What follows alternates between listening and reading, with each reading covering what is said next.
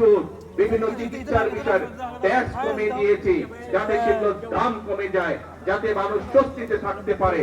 আমরা ট্যাক্স বাড়িয়েছি কিসে? আমরা ট্যাক্স বাড়িয়েছি মদের উপরে।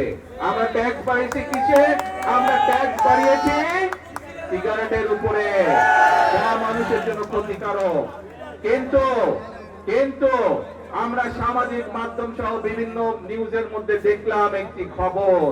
এই সেই খবর, বিরোধী দল দেখলাম বলছে যে এই বাজেট তারা মানে না, গণবিরোধী বাজেট মানে না।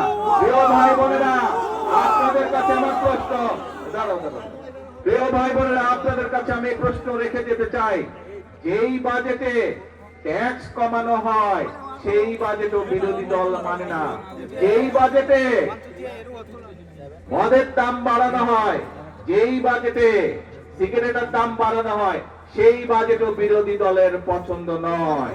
তাহলে এবার বিরোধী দলের উদ্দেশ্য বুঝতে পেরেছেন, লক্ষ্য বুঝতে পেরেছেন?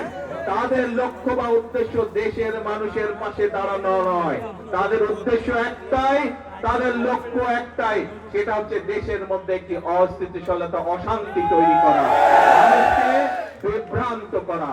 প্রিয় ভাই বোনেরা, আমরা আরেকটি বিষয় এখানে বাজেটের মধ্যে উল্লেখ করেছি, বাংলাদেশ কৃষি প্রধান দেশ, কিন্তু কৃষির সাথে সাথে একই সাথে আমাদেরকে শিল্প বাণিজ্য গড়ে তুলতে হবে, এবং সে কারণেই শিল্প বাণিজ্য যদি গড়ে উঠতে পারে, আমাদের সন্তানরা সেখানে কর্মসংস্থানের ব্যবস্থা হবে, চাকরি বাকরি, ব্যবসা বাণিজ্য করতে পারবে।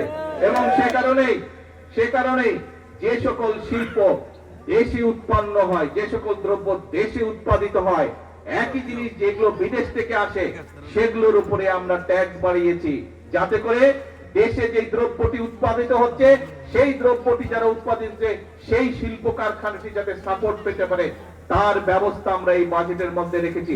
এটিও বিরোধী দলের পছন্দ নয়। এখন প্রিয় ভাই বোন,